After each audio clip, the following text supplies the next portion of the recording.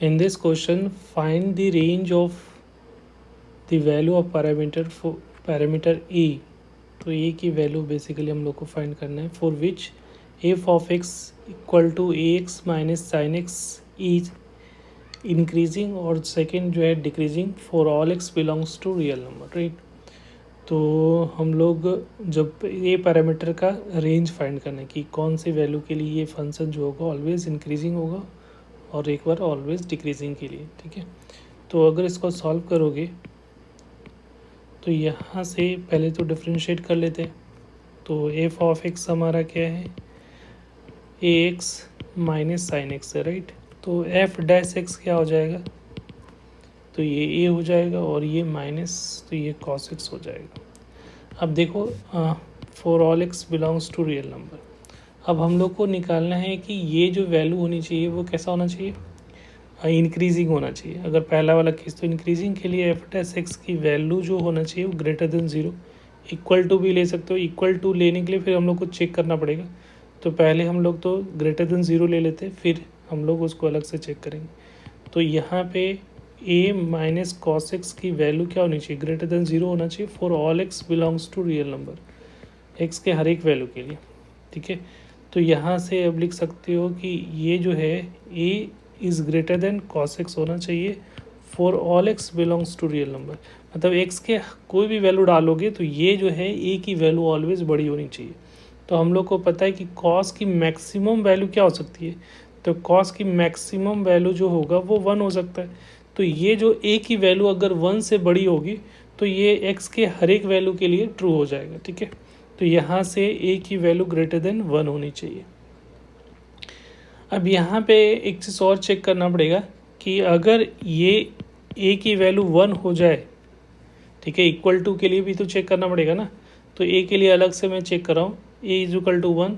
तो यहाँ से एफ डैश एक्स की वैल्यू अगर 1 ले पुट करोगे इसमें, किसमें, ये वाले पार्ट में, 1 minus cos x F dash X की वैल्यू, तो ये ज़ीरो कब हो सकता है, तो ये ज़ीरो कब होगा, जब कॉस एक्स की वैल्यू ज़ीरो हो रही है। तो यहाँ से एक्स की वैल्यू क्या आ रही है, ज़ीरो। कहाँ पे एक्स की वैल्यू 1 होगी, सॉरी ये 1 होगा ना, ये इसको इक्वेट करोगे तो ये वैल्यू क्या आ रही है 1।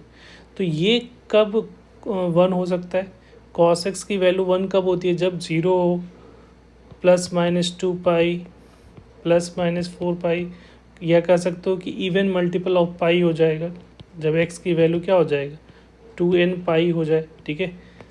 तो होता है, तो हम लोगों ने पढ़ा है कि जब भी अगर ज़ीरो कंसिडर तब करोगे जब वो डिस्क्रीट एक्स की वैल्यू क्या दे रहा हो, डिस्क्रीट दे रहा हो, ठीक है।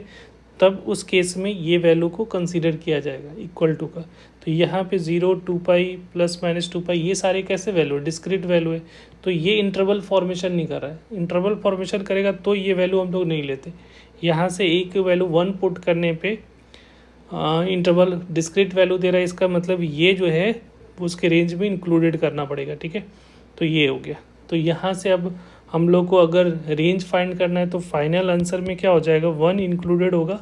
तो 1 पे क्लोज इंटरवल से लेकर इन्फिनिटी का कोई भी वैल्यू ए की वैल्यू डालोगे, ठीक है। तो उस केस में फंक्शन कैसा होगा, इंक्रीजिंग होगा, राइट। तो ये चीज़ें आपको देखना पड़ेगा, ठीक है, कि ज़ीरो ले सकते हो बट ज़ीरो तभी ले सकते हो जब दोनों साइड का साइन चेंज नहीं होता है। या कह सकते हो कि उसकी जो वैल्यू आएगी x D by F dash X की वैल्यू ज़ीरो लेने पे उसकी जो एक्स की वैल्यू आनी चाहिए वो डिस्क्रीट आनी चाहिए, तब वो इक्वल टू साइन उसमें से कंसिडर किया जाता है। अगर यहाँ पे इंटरवल फॉर्मेशन करता है तो उसको हम लोग 1 को एक्सक्लूड कर देते हैं, इंक्लूड नहीं करेंगे, राइट। अब इधर पार्ट में आ जाओ डिक्रीजिंग के केस में। तो डिक्रीजिंग के लिए क्या होगा, एफ डैश एक्स की वैल्यू तो हम लोगों ने निकाल रखा है। तो यहाँ से जो वैल्यू आ रही है ए माइनस कॉस एक्स की वैल्यू क्या होनी चाहिए, लेस देन ज़ीरो होनी चाहिए, राइट।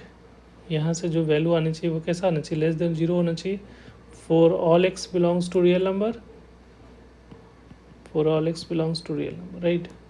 तो यहाँ से कह सकते हो कि A is less than cos X for all X belongs to real. इसका मतलब हुआ कि एक्स का कोई भी वैल्यू डालोगे तो इससे जो है कॉस एक्स से वैल्यू ये इसकी वैल्यू छोटी होनी चाहिए। तो कॉस की मिनिमम वैल्यू यहाँ पे देखना पड़ेगा। तो कॉस की मिनिमम वैल्यू कितनी होती है? तो कॉस की मिनिमम वैल्यू जो होगी वो -1 होती है। तो ये ए की वैल्यू जो होनी चाहिए -1 से छोटे होगा, क्योंकि एक्स का कोई भी वैल्यू डालोगे तो उस केस में ये कंडीशन सेटिस्फाइड कर देगा, क्योंकि ऑल रियल वैल्यूज़ के लिए तो ए की वैल्यू 1 से छोटी होनी चाहिए। ठीक है, तो ये तो हो गया हमारा रेंज, यहाँ से मिल गया।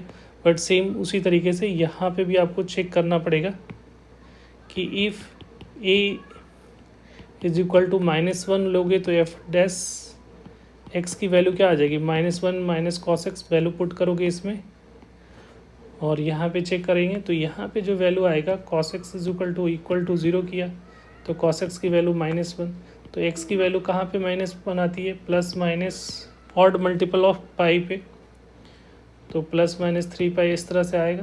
ठीक है, तो ये भी एक डिस्क्रीट वैल्यू दे रहा है एक्स। ठीक है, तो यहाँ पे भी इंक्लूडेड होगा -1 जो होगा वो उसके रेंज में आ जाएगा। ठीक है, इस तरह से, तो ऑड मल्टीपल ऑफ पाई, तो यहाँ से जो फाइनल जो रेंज आएगा, फाइनल आंसर जो आएगा फॉर डिक्रीजिंग के लिए केस में, तो डिक्रीजिंग के लिए आंसर क्या आ जाएगा?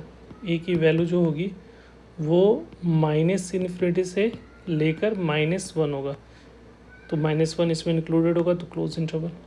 ठीक है, तो ये सेकेंड वाला पार्ट का आंसर हो गया और ये फर्स्ट वाला पार्ट का आंसर हो गया। Thank you.